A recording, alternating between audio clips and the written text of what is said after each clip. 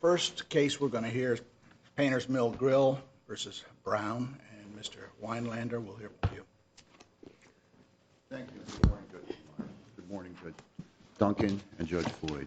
My name is Richard Weinlander. I represent the appellants, Painter's Mill Grille, Alessandro Vitale, Sergio Vitale, and Aldo Vitale. The Vitales are restaurateurs in Baltimore, Maryland. They sought to open a third bar and restaurant called Chibo in the Owings Mills area of Maryland. They entered into contracts with Howard Brown, actually leases, 100 Painter's Mill Road, and David Brown Enterprises. During the course of the lease, the demographics of Owings Mills changed drastically. It went from a prominently rural white neighborhood to a African-American neighborhood. As the demographics changed, the clientele of Chibo changed over those years.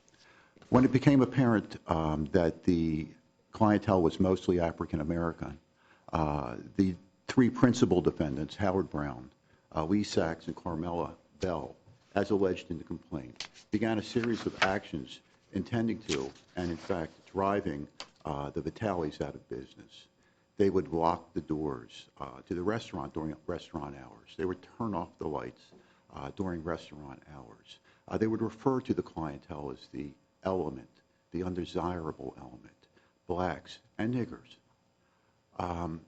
There came a point in time when the Vitales had enough. They said, we're going to sell the restaurant. And indeed, they were able to find buyers for the restaurant. Unfortunately for them and the buyers were African-American. Mr. Ernie Hines and his wife. Mr. Hines was one of the board of directors for the Department of Education. His wife was in insurance, and the third partner there. In your brief, there's a fact question that I'm curious about. In your brief, you talk about the notion that the lessors did approve the that's sale, correct. And in your complaint, you said they had not. Is it a timing issue on that, or what? Actually, it was. When I did an in-depth affidavit with Mr. Vitale, he said, no, this deal was done. This was simply a meet and greet. They're going to meet the landlord. They're going to meet Mr. Brown. It's done because the liquor license had transferred from the Vitales to the Hineses. We needed the consent of Brown and the defendants in order to do that. But you're absolutely you're right, Judge. Well, what is the fact? The fact of the matter is the deal was done. It was done. So consent was given. Consent was given, and we were ready to prove that. Writing the brief, after I said, wait, I didn't actually allege that. Okay, and there's a couple. I understand. I just needed to know the fact because the causes of action. There's some statutory causes of action under federal law, and there's some state causes of action, and it implicates those causes of actions differently. Absolutely, Your Honor, and that's the fact. If we're allowed to, if the case is remanded, that's the fact we're going to prove. And there's another, not to point out the obvious, but I'm going to point it out to you. There's another fact. One of the facts is we allege that the Vitales had standing to vindicate the rights of their African-American clients. In the complaint, what I allege is that they personally guaranteed the leases, which gives them loss for until the build-out was $500,000 until that was paid. That's a personal loss. But in the affidavit, I point specifically to the fact, well, they had to refinance that build-out, and they're out of pocket $500,000. Yeah, but I'm not sure guarantors are subrogated to the interests of the parties.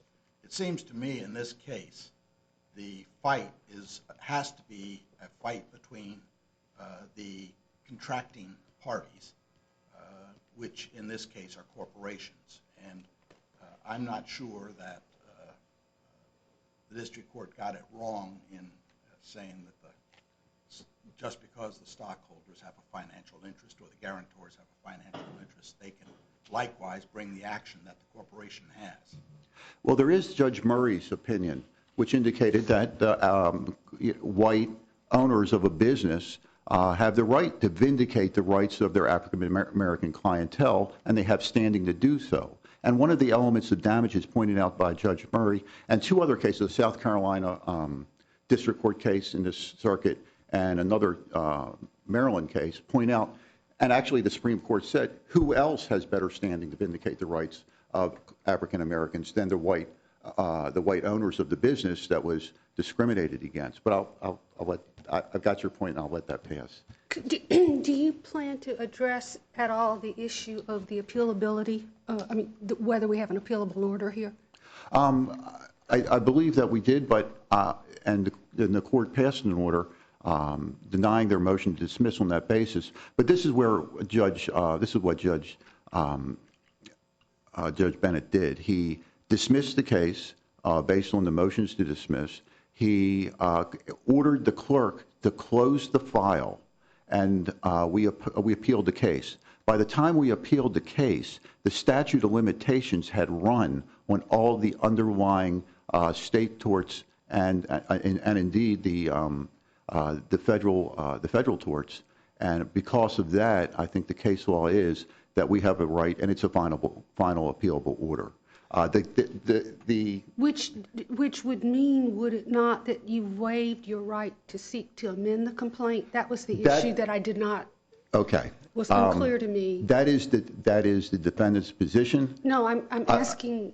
Okay. Well, let me say if you're in a mind. You've got to waive it, because the only way it makes it appealable is you're standing on the complaint. That's correct, and that's exactly what I did.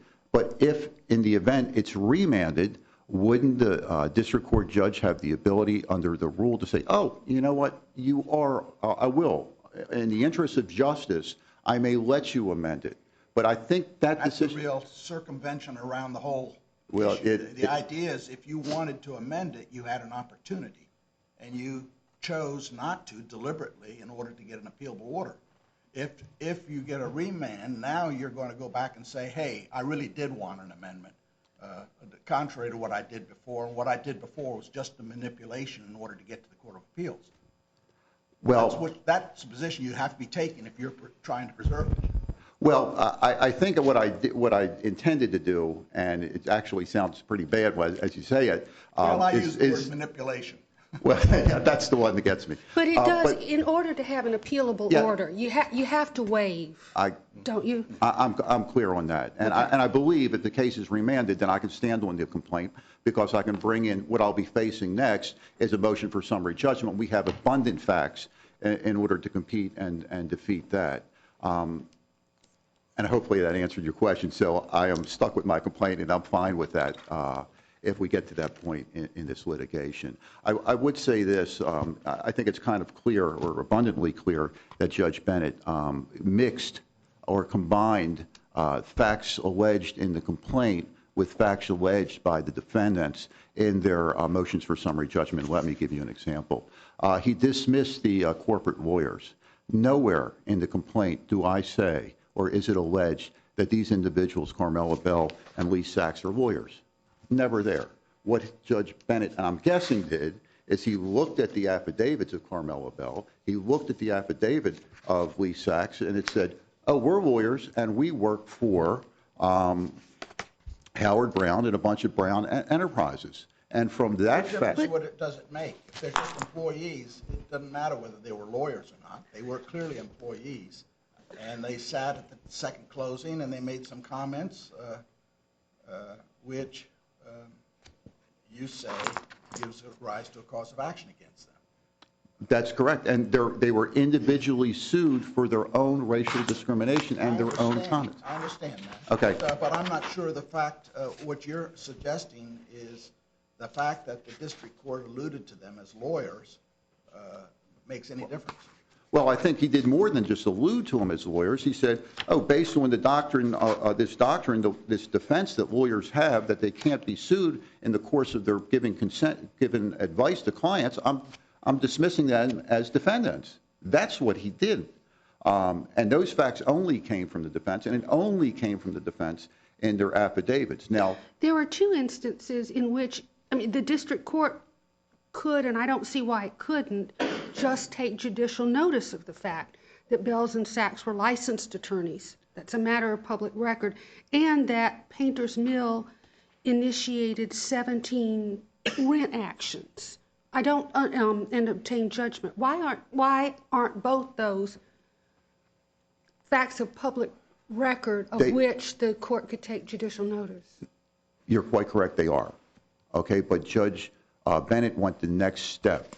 Not only are they lawyers, which was public record, but they were lawyers and they were operating and giving advice to Brown and his enterprises at the time they did these acts. But that has to be your position, doesn't it? If you're going to allege that they discriminated against your client in some sort of representative capacity.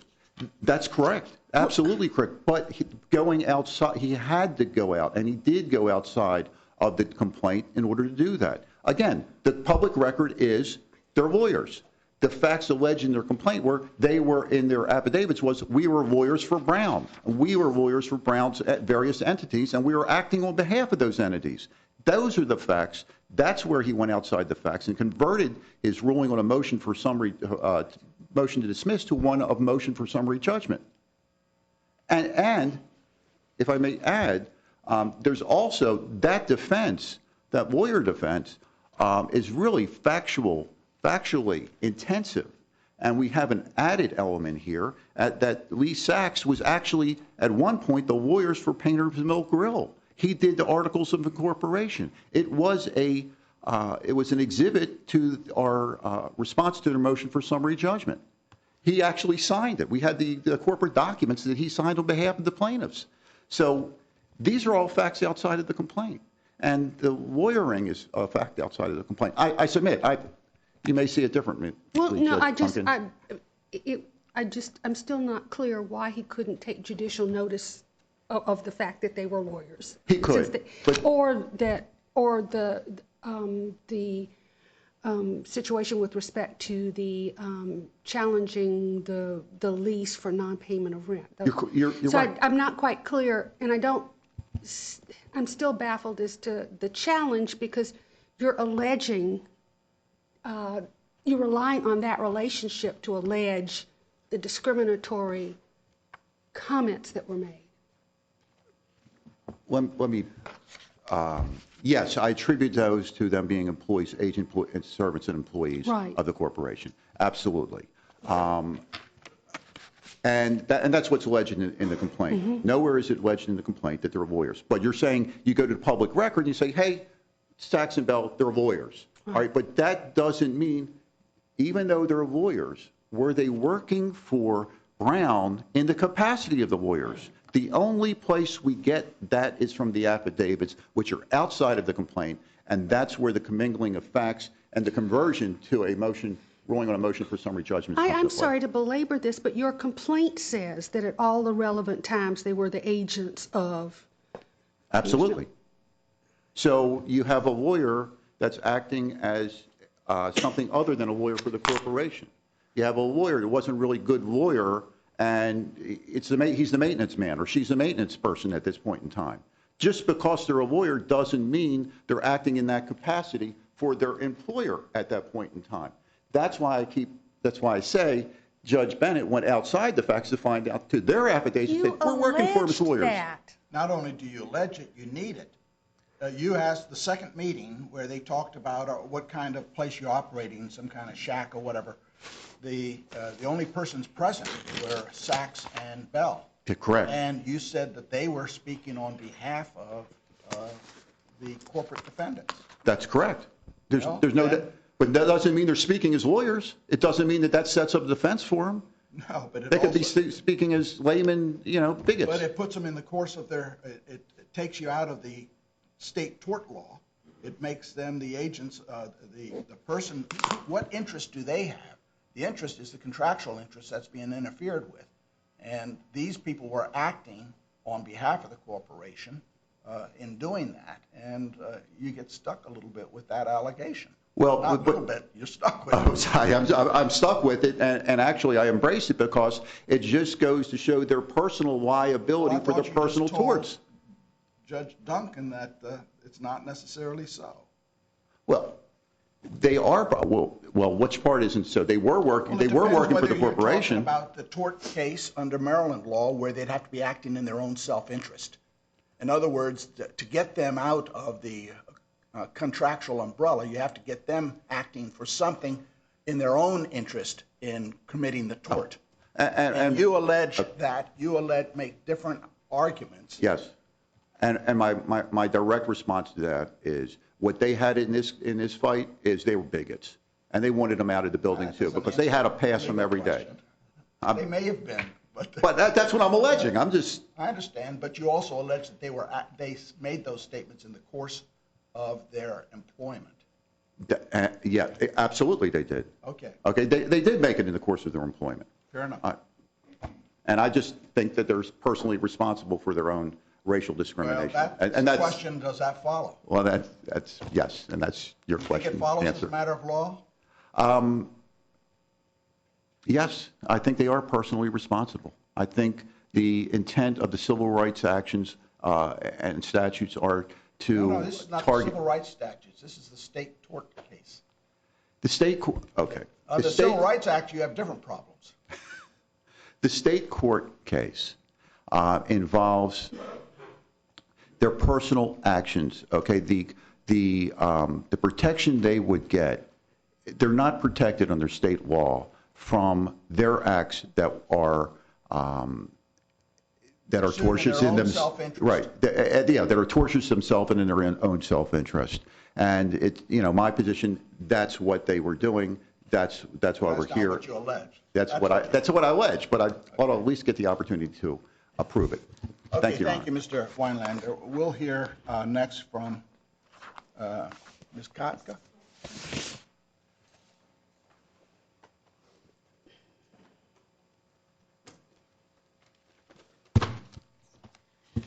Thank you, Your Honors. I will defer 5 minutes of the appellee's time to Mr. Vanderwood to address the issue with the dismissal of the attorneys, Ms. Bell and Mr. Sachs, as well as the dismissal of the conspiracy claim. Well, who do you represent? We represent 100 Painters Mill, Howard S. Brown, and David S. Brown. Both of you do? No, I represent the corporate defendants as well as Mr. Brown individually. And Mr. Vanderwood represents the Ms. Bell and Mr. Sachs. Okay. The late Mr. Sachs. Now let me ask you just a formal question. Yes. We received a notice that Mr. Sachs is deceased and a substitution. Does either side have any problem with substituting the estate? No, Your Honor, we've consented. No, okay, thank you. Sure. Your Honors, as we pointed out in our briefs and as it's already been stated here, the plaintiffs and appellants here have waived their right to amend this complaint. And in the briefs as well as here before in their argument, what the plaintiffs would like to do is still look outside the allegations of the complaint. But the plaintiffs want their cake and to eat it too. They can't have that. So we are bound in this review. We're bound to the allegations of the complaint. I think I think I understood that from Mr. Weinlander's comment. Mr. Weinlander asserts as a fact that the landlord gave consent to the assignment. Yes, he does, but that's alleged outside of the complaint. And again, we are bound by the allegations of the complaint. It was as I recall, it was in an affidavit that wasn't filed with the complaint. Am I remembering that correctly? It was an affidavit that was filed with plaintiff's opposition to the summary judgment motions that were filed. However, Judge Bennett dismissed this as a 12b6 motion rather than a summary judgment. I thought they alleged it made a concession in their brief that assignment had been given. That approval had been given. The plaintiffs? Mr. Weinlander's brief, yes. Yes, I'm sorry. And that's also alleged in the brief here before this court. But again, we have to go to what's in the record and the allegations of the complaint. They make a judicial admission. And the truth of the matter is I think it cuts against them on all the statutory claims. In other words, the interest, the contractual interest, is the interest in having that approval. And if the approval was given, there is no dispute over it. That is But you correct, say Your Honors. We can't take their concession in the brief and his statement here in court that consent was given. Well, Your Honor, I take that back. We can take concession that the assignment was granted and was approved. Well, what's the fact of the matter? We're sort of playing. Well, this is the point, Your Honor. The briefs that were submitted by the appellants is filled with facts outside of the allegations of the complaint. But this is a pretty, it seems to me that in certain civil rights statutes, the right to contract and to interfere with that right to contract and to enforce the contract for racial reasons is illegal. And in this case, the contractual issue at hand, the only contractual issue, is whether the landlord consented or withheld his consent. Now, if he did not withhold his consent, it seems to me that undermines the claim that the contract was, the enforcement of the contract was in any way interfered with. If there's no harm done. That's correct, Your Honor. Now, they may have been bigots, probably were if the allegations are true. If the allegations are true. But that's right. But we're talking about a claim under specific statutes that require a contractual interest, either the enforcement or the entering into or whatever. Correct, Your Honors. That's right. If the plaintiffs here are saying that the assignment was approved, then the issue is more moot as to interference with the contract for the assignment of the Well, I don't know if they can interfere with the contract because they always had an interest. I'm talking about. I'm talking under the civil rights statutes. As to the civil rights statutes for the 81, 82, and 85. Correct. The 1981, 1982, and 1985. Those are prohibiting or granting the right to, regardless of race, to enter into a contract, and prohibiting the refusal to enter in contract or enforce a contract based on racial animus or racial conduct. That's right, Your Honor, and that's evidence that we approved. And the contract in this case, the only contractual hook, they could have assigned it. If that clause was not in there, they could have signed it regardless. And so the question is, did they withhold their assignment based on race? And in the complaint, that's what they allege. Correct. But now in court, he admits that consent had been given, and in his brief, he states that. How do we take all that? How do you take all that? Yeah. Well, if you take the plaintiff's concession, then. Well, I'm not saying if. I want you to make your argument.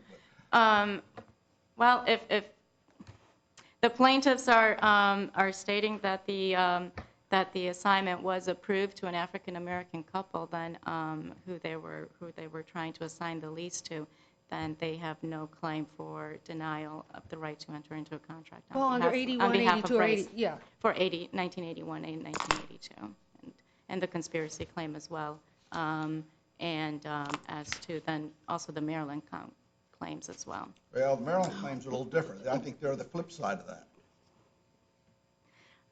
I think there's a tension in the way the allegations are made. And I understand Mr. Weinlander has some facts, and he's trying to put them into various causes of action. And it may or may not be easy, and he can plead one way or the other.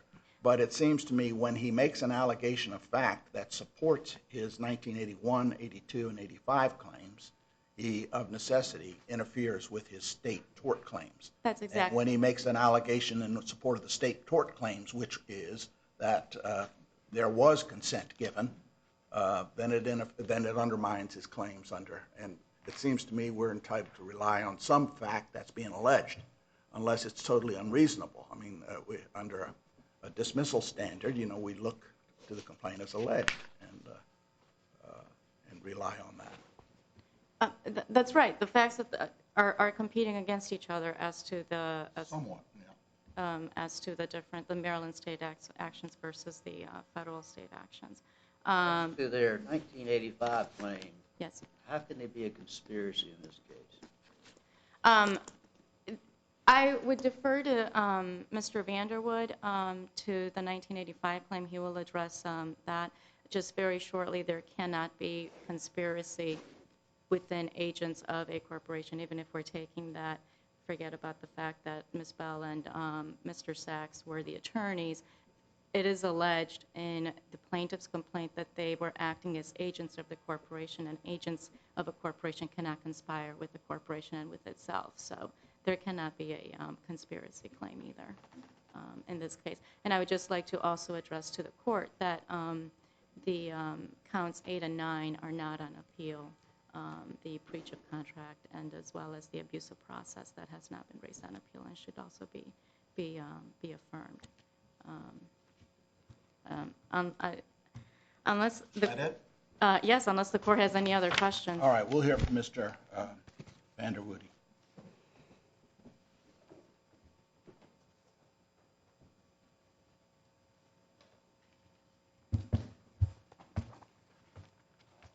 Morning, Your Honor. John Vanderwood on behalf of Carmela Bell and now the estate of Lee Sachs. And I would just like to follow up on this issue of the consent being given, and that's certainly not what's pled in the complaint, and that came out in the brief. That was the first time I had seen that. But I would agree with Your Honor that if that's now his concession, then there's no interference by anyone, because the whole basis of the alleged interference with the contract was that they failed to give the consent to assign the lease to the Hines. So if that consent has now been conceded as having been given by the landlords, then I don't think it mattered what anybody did under these causes of action in the context of these negotiations or whatever.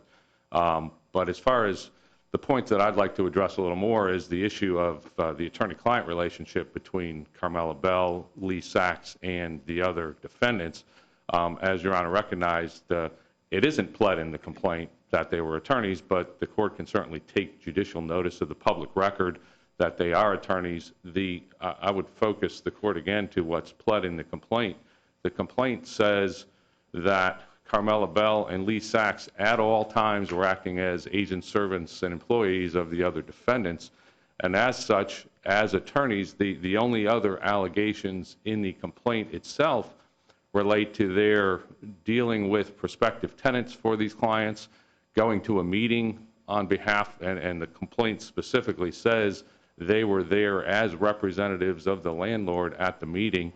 So the factual allegations in the complaint are very clear that these individuals who were attorneys were acting in that capacity. And that takes care of the 1985.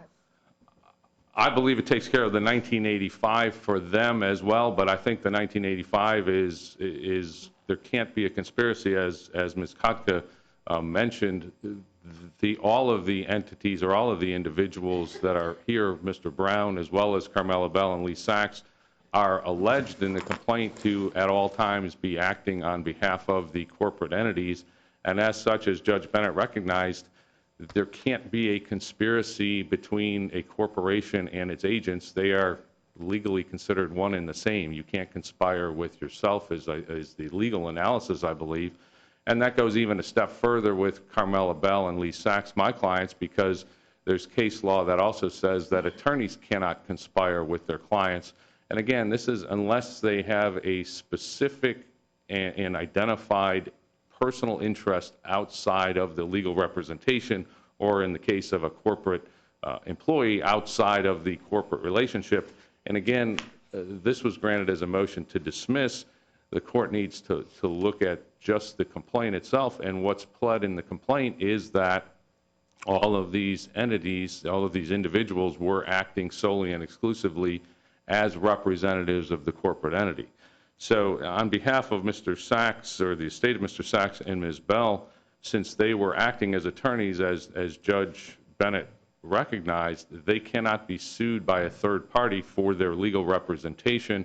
I don't believe there's any allegations in the complaint, quite frankly, that provide any.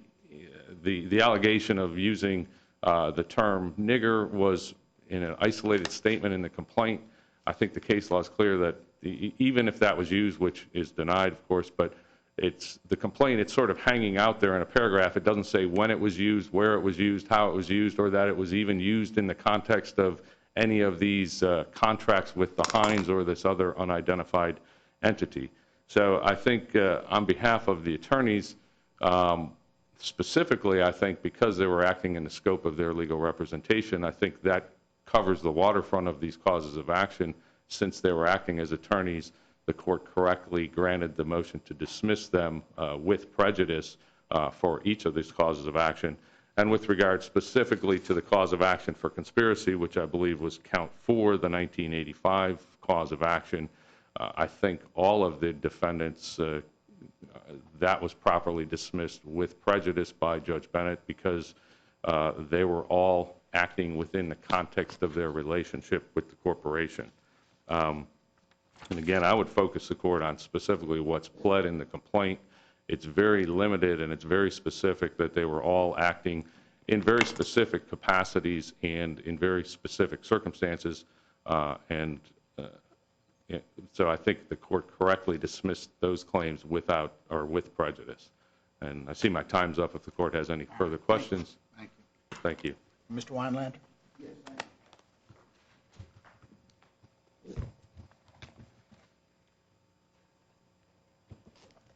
initially, I'd like to address the court's concern with respect to count number 2, which dealt with the 1981 claim as to the Hineses, but we also have count number 1, which was a interference with my client's contracts with their clientele who were African American as well. So that's separate and distinct from count 2 that dealt with the contract with the Hines for the purchase of the business. I just wanted to make that clear in response to their arguments.